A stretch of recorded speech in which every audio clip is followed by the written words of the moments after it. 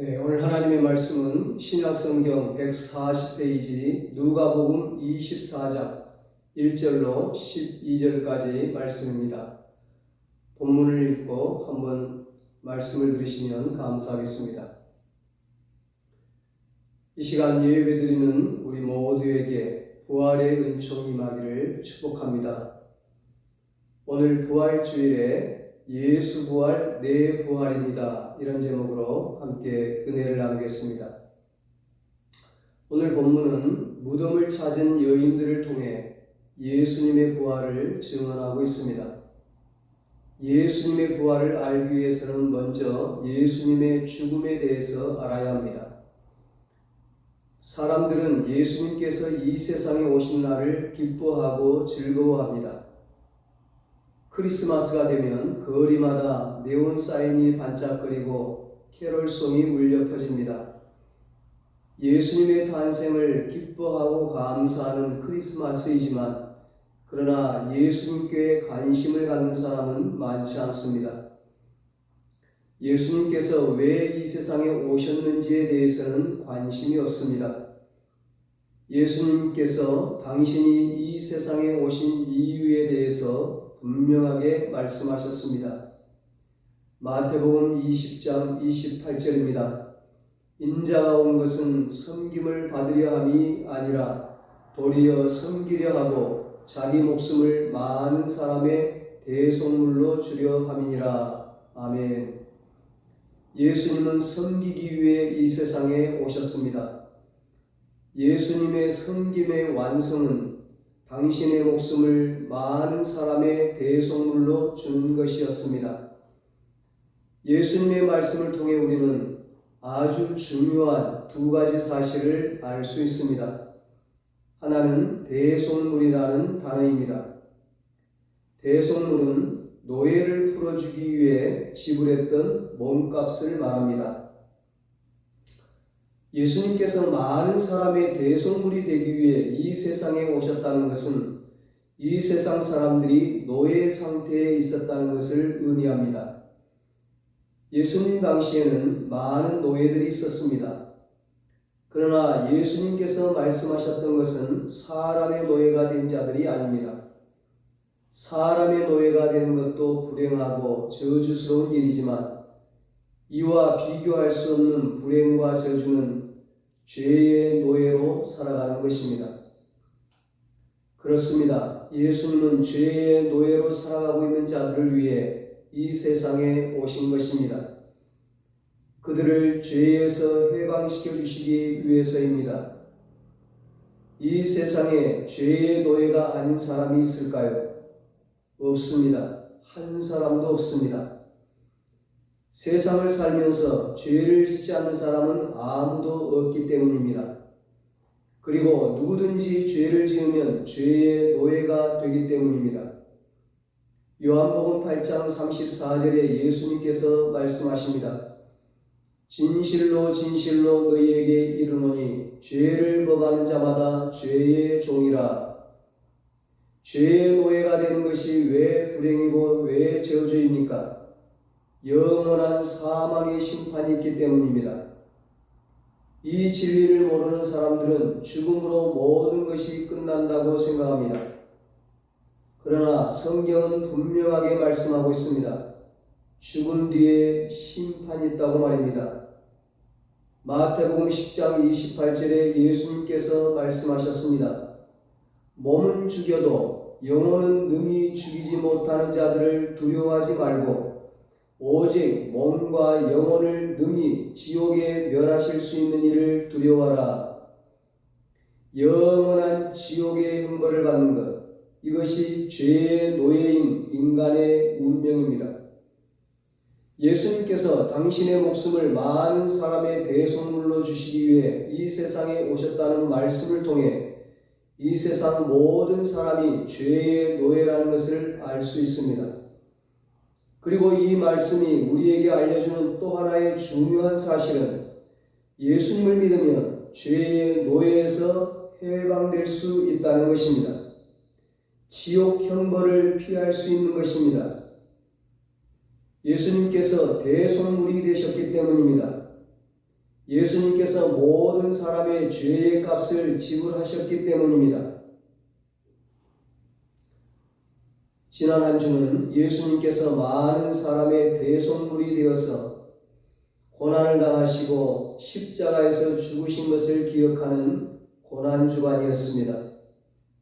예수님께서 왜 십자가에 달려 돌아가셨습니까? 온 인류의 죄의 값을 지불하시기 위함이었습니다. 그래서 십자가에 달리신 예수님께서 죽음을 눈앞에 두고 다 이루었다고 말씀하신 것입니다. 다 이루었다는 말씀은 모든 값을 지불했다는 것입니다. 예수님께서 십자가에서 죄의 값을 다 지불하셨습니다. 이제 우리들이 해야 할 일은 예수님께서 죄의 값을 지불하신 것을 믿는 것입니다. 예수님께서 나의 죄 때문에 돌아가셨다는 것을 믿는 것입니다. 그 예수님을 믿음으로 나의 모든 죄가 용서받는다는 것을 믿는 것입니다. 이것이 예수님을 믿는 것입니다. 예수님을 믿는 순간 우리의 모든 죄는 용서받습니다. 죄의 노예로 있던 우리가 죄에서 해방되는 것입니다. 죄에서 해방된 자에게는 사망의 심판이 없습니다. 지옥 형벌이 없습니다. 천국에서 영원히 살게 됩니다. 그 증거가 무엇입니까? 바로 예수님의 부활입니다. 예수님께서 부활하셨다는 것은 예수님께서 사망 권세를 이기셨다는 것을 의미합니다. 예수님께서 사망 권세를 이기셨다는 것은 죄의 권세를 이기셨다는 것을 의미합니다. 예수님의 부활이 그래서 중요한 것입니다. 만약 예수님께서 부활하지 않으셨다면 예수님은 사망 권세를 이기지 못한 것입니다. 예수님께서 사망 권세를 이기지 못한 것은 곧 죄의 문제를 해결하지 못한 것이 됩니다. 그래서 바울 사도는 고린도전서 15장 12절로 19절에서 이렇게 말씀했습니다. 그리스도께서 죽은 자 가운데서 다시 살아나셨다 전파되었거늘 너희 중에서 어떤 사람들은 어찌하여 죽은 자 가운데서 부활이 없다 하느냐. 만일 죽은 자의 부활이 없으면 그리스도도 다시 살아나지 못하셨으리라. 그리스도께서 만일 다시 살아나지 못하셨으면 우리가 전파하는 것도 헛것이요 또 너희의 믿음도 헛것이며 만일 그리스도 안에서 우리가 바라는 것이 다만 이 세상의 삶뿐이면 모든 사람 가운데 우리가 더욱 불쌍한 자이리라. 예수님의 부활이 없다면 예수 믿는 우리가 오늘 모든 사람들이 쉬는 날, 꽃구경하는 날 이렇게 예배당 나와서 예배드리고 있는 우리가 제일 불쌍한 자라는 겁니다. 그러나 우리 예수님은 부활하셨습니다. 살아나셨습니다. 지금도 살아서 우리와 함께 하십니다. 성경은 말씀합니다. 그러나 이제 그리스도께서 죽은 자 가운데서 다시 살아나사 잠자는 자들의 첫 열매가 되셨도다. 고린도전서 15장 20절에 말씀합니다. 예수님께서 잠자는 자들의 첫 열매가 되셨다는 말씀이 무슨 뜻입니까? 잠자는 자들은 예수님을 믿고 죽은 자들을 의미합니다. 성도들을 말하는 거죠. 예수님께서 부활하신 것처럼 그들도 부활할 것이라는 말씀입니다. 예수님을 믿는 우리도 예수님처럼 부활할 것이라는 말씀입니다. 썩지 않을 몸으로 부활하여 부활의 주님과 함께 천국에서 영원히 사는 것입니다. 예수님의 부활이 우리의 부활, 내 부활인 것입니다. 그렇습니다. 예수님께서 부활하셨다는 말씀은 예수님께만 해당되는 이야기가 아닙니다. 바로 우리들의 이야기입니다. 나의 이야기입니다. 죽은 사람이 어떻게 다시 살아날 수 있을까? 사람의 상식으로는 도무지 이해할 수 없는 일입니다. 그래서 예수님의 제자들도 처음에는 예수님께서 부활하셨다는 소식을 듣고 의심했습니다. 그러나 제자들은 부활하신 예수님을 목격했습니다. 고린도전서 15장을 보면 예수님의 부활을 목격한 사람의 수가 무려 500명이 넘습니다. 그리고 그들은 예수님이 부활하셨다는 기쁜 소식을 전하기 위해 어디든지 달려갔습니다. 심지어는 죽음 앞에서도 예수님의 부활을 전했습니다. 오늘 본문도 바로 예수님의 부활을 목격한 사람들의 이야기입니다. 목격했다는 것은 증인이 있다는 것이고 예수님의 부활이 확실하다는 것입니다. 10절에 보니까 막달라 마리아와 요한나와 야고보의 어머니 마리아와 다른 여인들이 안식 후 첫날, 즉 주일 새벽에 예수님의 무덤을 찾아가 부활하신 예수님을 목격하고 제자들과 사도들에게 알렸다고 말씀합니다. 그렇습니다, 여러분. 예수님은 부활하셨습니다. 누구도 부인할 수 없습니다. 그러면 예수님의 부활은 어떤 부활일까? 예수님의 부활은 몸의 부활입니다. 3절에 주 예수의 시체가 보이지 아니하더라 말씀합니다. 어떤 사람들은 예수님의 부활이 몸의 부활이 아니라 영의 부활이라고 말하기도 합니다. 그러나 그것은 성경의 말씀과 전혀 반대되는 이야기입니다. 예수님의 부활이 영의 부활이라고 말하는 사람은 사실 예수님의 부활을 믿지 않는 것입니다. 성경을 믿지 않는 사람들 중에도 사람이 몸과 영으로 되어 있다고 생각하는 사람들이 많습니다. 그들은 사람이 죽으면 몸은 썩지만 영은 영원히 존재한다고 생각합니다. 맞습니다. 사람이 죽으면 육신은 썩지만 영은 영원히 존재합니다. 그러나 그들의 이야기가 다 맞는 것은 아닙니다. 하나님께서 이 세상을 심판하시는 날 우리의 영은 새로운 몸을 입게 될 것입니다. 성경이 말씀하고 있는 부활은 영의 부활이 아닙니다. 몸의 부활입니다. 어떻게 그것을 알 수 있습니까? 부활의 첫 열매가 되신 예수님께서 몸으로 부활하셨기 때문입니다. 만약 예수님의 영만 부활했다면 예수님의 시체는 그대로 있었을 것입니다. 그러나 성경은 예수님의 시체가 보이지 아니하였다고 분명하게 기록하고 있습니다. 부활하신 예수님을 만난 제자들도 처음에는 자신들이 보고 있는 것을 예수님의 영이라고 생각했습니다.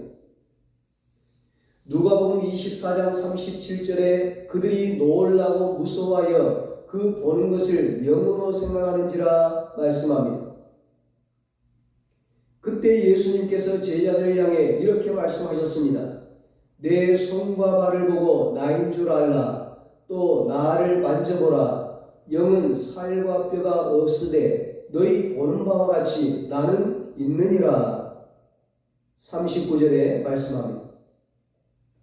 그리고 제자들이 보는 앞에서 구운 생선 한 토막을 잡수셨습니다. 예수님께서 몸으로 부활하신 것이 왜 중요합니까? 예수님의 부활이 우리의 부활이기 때문입니다. 예수님이 부활하신 것과 똑같이 우리들도 부활하기 때문입니다. 그리고 몸의 부활을 통해 하나님의 구원이 완성되기 때문입니다. 우리는 예수님처럼 부활하여 하나님께서 예비하신 새하늘과 새 땅에서 예수님과 함께 영원토록 살 것입니다. 요한계시록 21장 3절 4절에 말씀합니다. 내가 들으니 보좌에서 큰 음성이 나서 이르되 보라 하나님의 장막이 사람들과 함께 있음에 하나님이 그들과 함께 계시리니 그들은 하나님의 백성이 되고 하나님은 친히 그들과 함께 계셔서 모든 눈물을 그 눈에서 닦아주시니 다시는 사망이 없고 애통하는 것이나 곡하는 것이나 아픈 것이 다시 있지 아니하리니 처음 것들이 다 지나갔음이러라. 아멘. 예수님은 말씀대로 부활하셨습니다. 7절 말씀입니다. 인자가 죄인의 손에 넘겨져 십자가에 못 박히고 제3일에 다시 살아나야 하리라 하셨느니라. 아멘. 예수님의 부활은 우연히 일어난 사건이 아닙니다. 예수님께서 살아계실 때 수차례 제자들에게 당신의 죽음과 부활에 대해서 말씀하셨습니다. 누가복음 9장 22절에 말씀합니다. 이르시되 인자가 많은 고난을 받고 장로들과 대제사장들과 서기관들에게 버림받아 죽임을 당하고 제3일에 살아나야 하리라 하시고. 아멘. 예수님의 탄생과 예수님의 십자가의 죽음이 구약 성경에 기록된 예언의 성취였던 것처럼 예수님의 부활도 예언의 성취였습니다. 시편 16편 10절에 말씀합니다. 이는 주께서 내 영혼을 스올에 버리지 아니하시며 주의 거룩한 자를 멸망시키지 않으실 것입니다. 아멘. 예수님께서 말씀대로 부활하셨다는 사실은 우리에게 아주 중요한 사실을 가르쳐주고 있습니다. 그것은 말씀을 통해 예수님의 부활을 믿을 수 있다는 것입니다. 제자들은 예수님의 부활 소식을 전한 마리아의 말을 듣고도 믿지 않았습니다. 13절 이하에 보면 엠마오로 가던 두 제자가 부활하신 예수님을 만난 후에 제자들에게 가서 이 사실을 알렸지만 역시 믿지 않았습니다. 후에 부활하신 예수님께서 제자들에게 나타나시어 예수님의 부활을 전한 사람들의 말을 믿지 않은 제자들의 믿음 없는 것과 마음의 완악함을 꾸짖으셨습니다. 이 자리에 육신의 눈으로 부활하신 예수님을 보고 나서 예수님께서 정말 부활하셨구나 하고 예수님의 부활을 믿게 된 사람은 아무도 없을 것입니다. 우리는 부활하신 예수님을 육신의 눈으로 직접 보지 못했습니다. 그러나 우리는 예수님의 부활을 믿습니다. 성경이 예수님의 부활을 증언하고 있기 때문입니다. 성경에 예수님의 부활을 목격한 수많은 증인들의 이야기가 기록되어 있기 때문입니다. 이것이면 충분합니다. 이것만으로도 우리는 예수님이 부활하셨다는 것을 믿을 수 있습니다. 부활하신 예수님을 직접 눈으로 보고 부활하신 예수님을 우리의 손으로 직접 만져볼 수 있다면 정말 감격스러운 일일 것입니다. 그러나 그런 체험이 없어도 우리는 예수님을 믿습니다. 그리고 예수님은 직접 예수님을 보지 못했어도 부활의 증인들의 말을 듣고 예수님의 부활을 믿는 자들을 복되라고 말씀하셨습니다. 요한복음 20장 29절에 오늘 말씀을 보면 예수님의 부활 소식을 전해들은 여인들은 주저하지 않고 예수님을 은 30에 팔고 자살한 가룟 유다를 제외한 11제자와 다른 모든 이에게 예수님의 부활을 알렸습니다. 우리도 이 여인들처럼 부활의 증인이 되어야 합니다. 증인은 보고 들은 바를 전하는 사람입니다. 성경을 많이 아는 사람만 증인이 될 수 있는 것은 아닙니다. 교회에 오래 다닌 사람만 증인이 될 수 있는 것이 아닙니다. 행실이 바른 사람만 증인이 될 수 있는 것도 아닙니다. 물론 우리의 행실이 본이 된다면 사람들이 우리의 말에 더욱 신뢰를 갖게 되겠죠. 행실이 바르면 우리가 전하는 말에도 설득력이 있을 것입니다. 그러나 성경은 행실이 바른 사람만 증인이 되라고 말씀하고 있지 않습니다. 예수님의 부활을 믿는 자는 누구나 예수님의 증인이 되어야 한다고 말씀하고 있습니다. 48절에 예수님께서 말씀하십니다.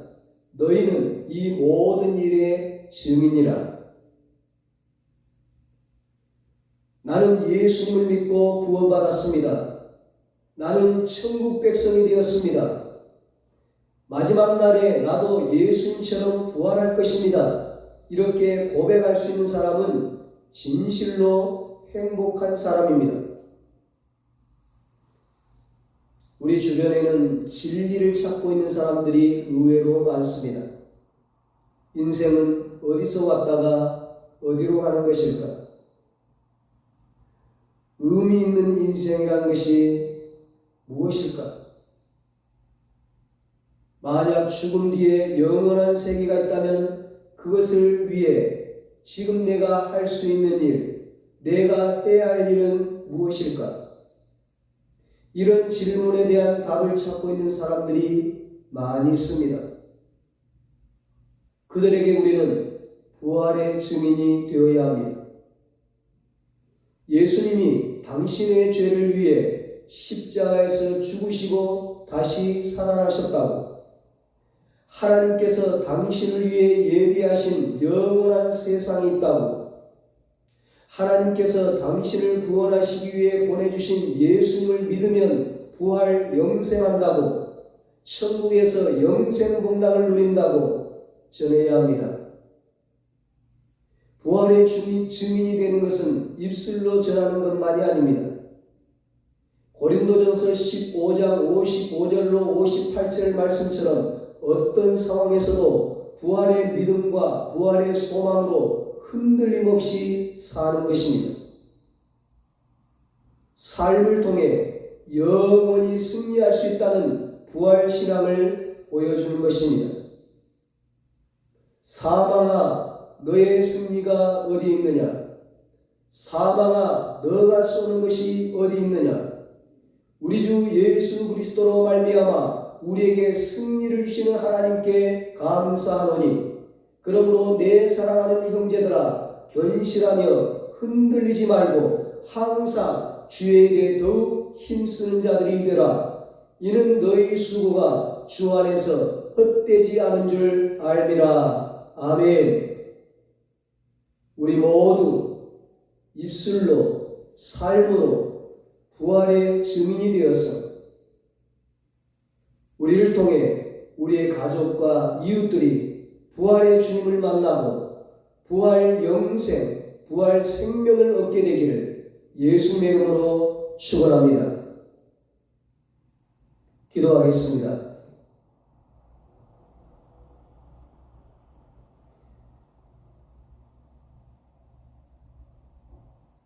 우리의 죄를 위해 다시 살아나신 예수님, 그 예수님을 통해 우리에게 완전한 구원을 주시고 부활의 소망을 주시니 감사합니다. 하나님, 어떤 상황에서도 이 부활의 믿음과 부활의 소망을 가지고 흔들림 없이 살아가게 하여 주시옵소서. 반드시 승리하게 하여 주시옵소서. 우리가 입술로 삶으로 부활의 증인이 되어서 우리를 통해 우리의 가족과 이웃들이 부활의 주님을 만나고 모두가 다 부활 생명을 얻게 하여 주시옵소서. 이제는 우리 주 예수 그리스도의 무한하신 은혜와 하나님의 말로 다 할 수 없는 사랑하심과 성령님의 위로하시고 교통하시고 영원토록 함께 하시는 은혜가 부활 신앙으로 승리의 삶을 살고 부활의 증인이 되어서 많은 사람들을 구원하기로 다짐하는 사랑하는 모든 성도들과 저들의 가정과 자녀들과 사업과 직장 위에 이제로부터 영원토록 함께 있을지어다. 아멘.